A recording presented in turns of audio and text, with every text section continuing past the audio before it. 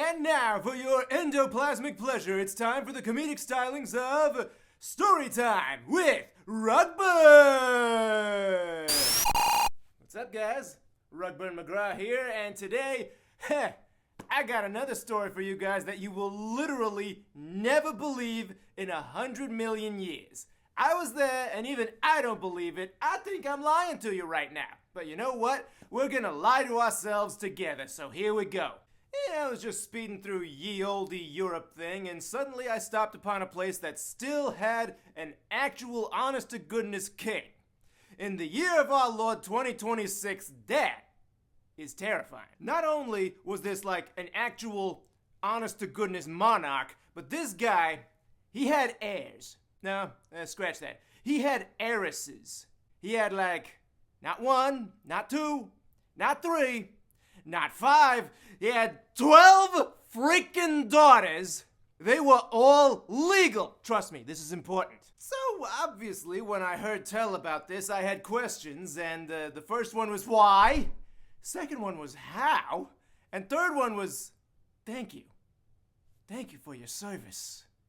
Turns out, though, families that big got problems. And the problem with this one was that these girls, all 12 of them, was party girls. And you know, one or two of them, that's rough enough. I mean, they're fun, don't get me wrong, but they're high maintenance. Multiply that by 12 and exponentiify it by royalty, okay?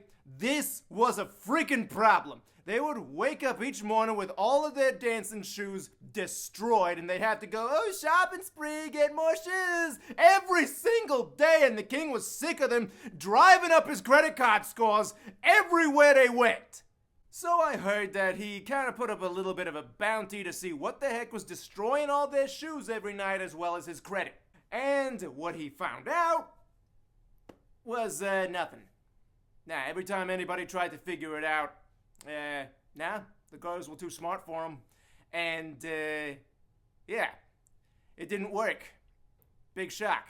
Teenagers are smarter than a king when there's 12 of them. Every time somebody failed to figure it out, you know, year of our Lord 2026, right? And then I decided, what do I got to lose? I'm faster than any guillotine out there. So, yeah, it turns out 12 is a lot of girls, and let me say, here are some pretty distracting features they got there. Times 12. Divided by legal. So, I got more experience as kind of like a vigilante, clean up the streets kind of guy than I do as a private investigator, so I didn't really know where to start. Luckily, bumped into an old broad, knew exactly what to do. So, step one, don't drink nothing they give you, which is kind of common sense in my line of work. Number two, don't actually sleep. Just look like it. And you know, with the amount of caffeine I inject into my bloodstream every single day, not a problem. And number three, cloak of invisibility. And you know what? I wish I still had that thing, but cloak of invisibility. You do the math. And so the big day came along, and I went over and got myself introduced to the 12 freaking princesses. And let me tell you, there was hottie number 1, hottie number 2, hottie number 3, great personality number 4. I'm just kidding, she was hot too. So, they was all, you know, real personable, like, oh my god, I love your hair. And I was like, hey, love your, I'll get to your hair eventually. So, it came about time for what was supposed to be bedtime, and that may have been Kingy Ding's first mistake, giving bedtime to his many broads here, who are all legal, need I remind you. So it's about time to go to bed, and, you know, your first mistake, Kingy Ding, don't give freaking grown-ups bedtimes. And also maybe give them their own rooms. I know there's 12 of them, but you got them all lined up like army barracks, which, you know, you're a king. Get some more rooms. Then one of the sisters came up to me, the oldest one, clearly the brains of the operation, and she held this actual goblet of wine. They serve it in goblets here. I kid you not. I could not make this up if I wanted to.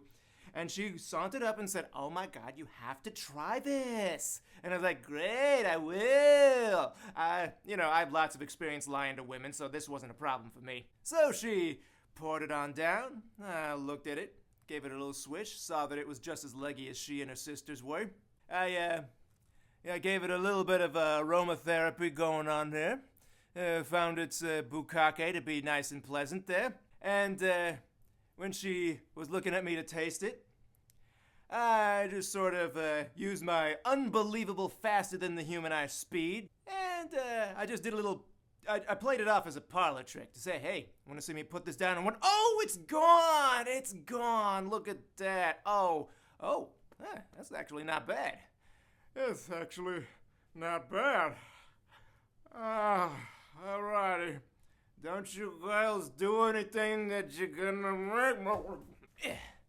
Lucky for me, they bought it. So once the girls thought I was nice and tucked away in Snoresville, they got up one by one, put on their dancing shoes, and then, I kid you not, they tapped on one of the beds, and it freaking lifted the mattress and lowered the floorboards into a kind of ladder to the underground. I thought I was watching an episode of Hogan's Heroes here.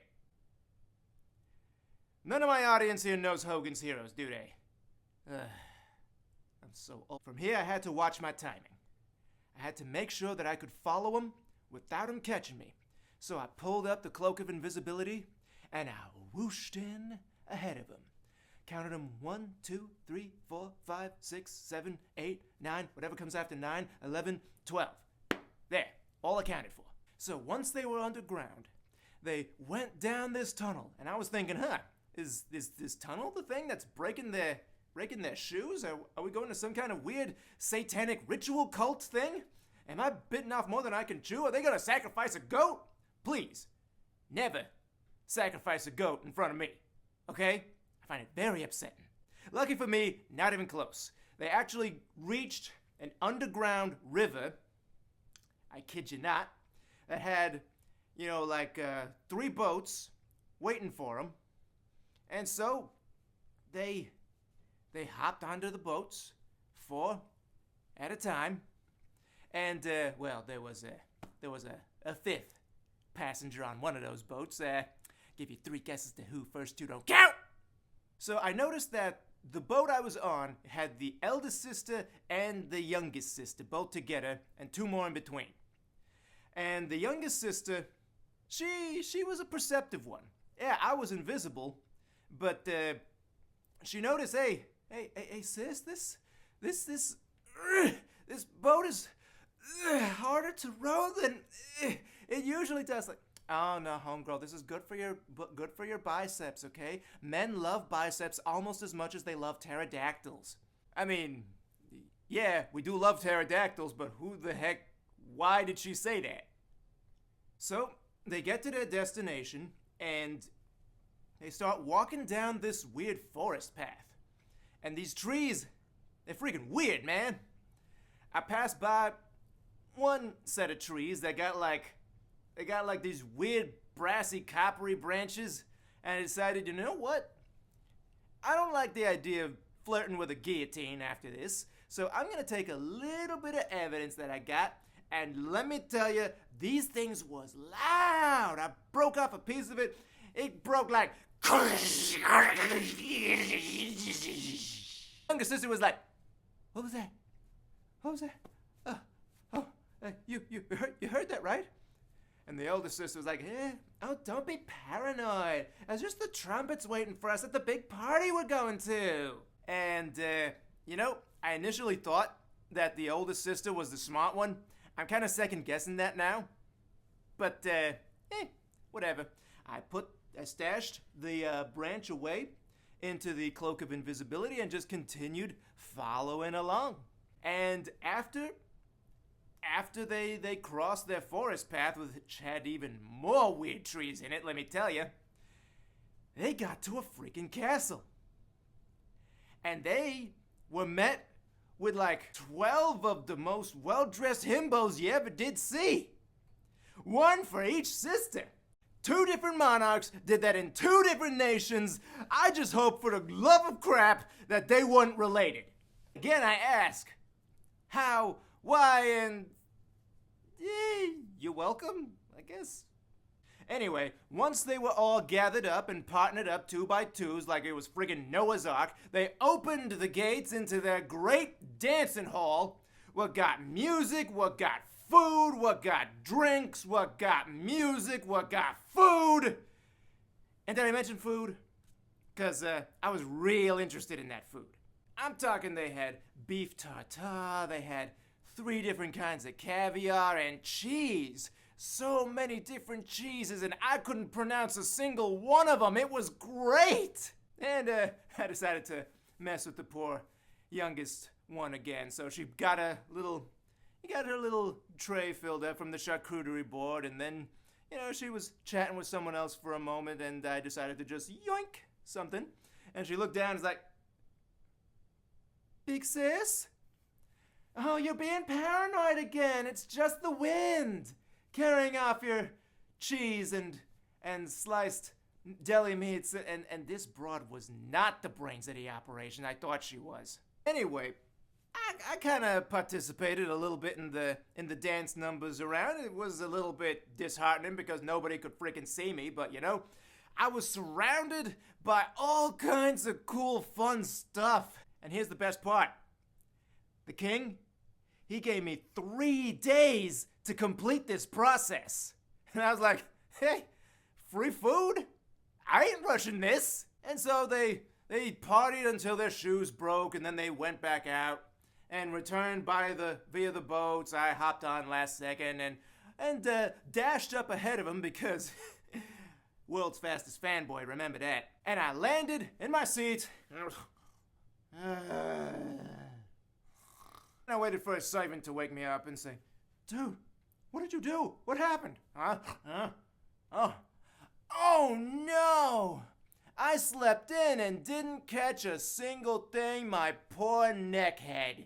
Yeah, I wasn't worried at all. They went back there 2 more nights, using up 2 more different pairs of shoes. And the first night, we went back through that field of trees, right?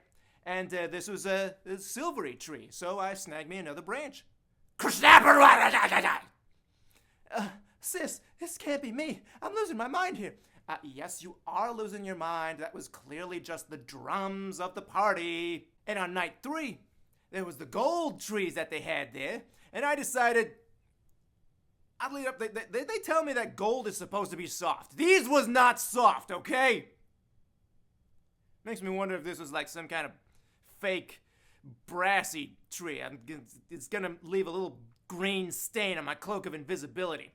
Anyway, I yanked off the knockoff gold tree, and so the sister was like, "Oh no, I absolutely heard something this time." No, that's just the boys hooting and hollering. Tailgating before the big dance party. Incidentally, the 3rd time we went there, the boys were shirtless when we arrived, so maybe she's smarter than she looks. But the food was so good, except for this one cheese block looking thing. In retrospect, I'm pretty sure that was a candle I ate, but, everybody makes mistakes. And so, the last time, I decided, it's time to put a close onto this one. So, they rode back, I ran back up, and I was still sleeping until I woke up my eyes and said, "It's time." And so, I marched on up to the king and said, "Hey, Kingy Dick! I got what you need. I got the stuff for you." I reached into my cloak and I pulled out the bronze branch and said, "Hey, I got this on the first night. I was making progress every single time. And so, this is what they passed there. And on the second night, I bring out this one, the silver branch. Yeah. And on the 3rd one, this branch, I'm pretty sure was made from a knockoff watch that was melted into a weird shape. But still, I got this one too. And if you'll check the 3rd bed from the left, double tap it, it leads underground with a deep, deep ladder. And if you look hard enough, you'll probably find Kinchlow's radio. No one's gonna get that reference.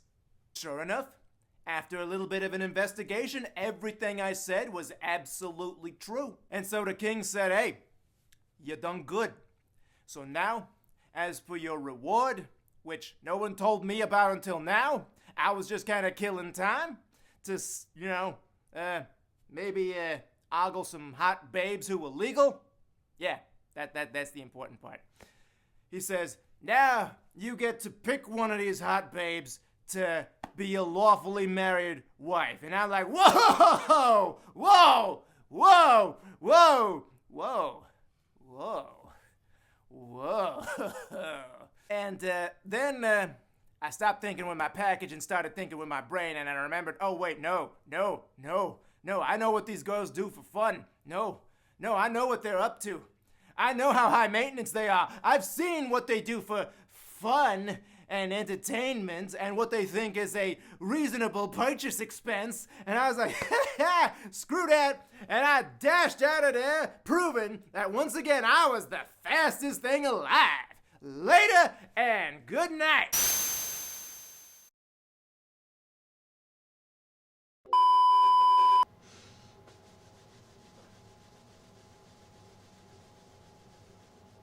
Don't put this part in there. I'm just no to editor. Don't put this part in there unless it's funny at the very end after they've already seen the video. I'm still doing it. This is gonna be half the length of the video by itself. Awkward.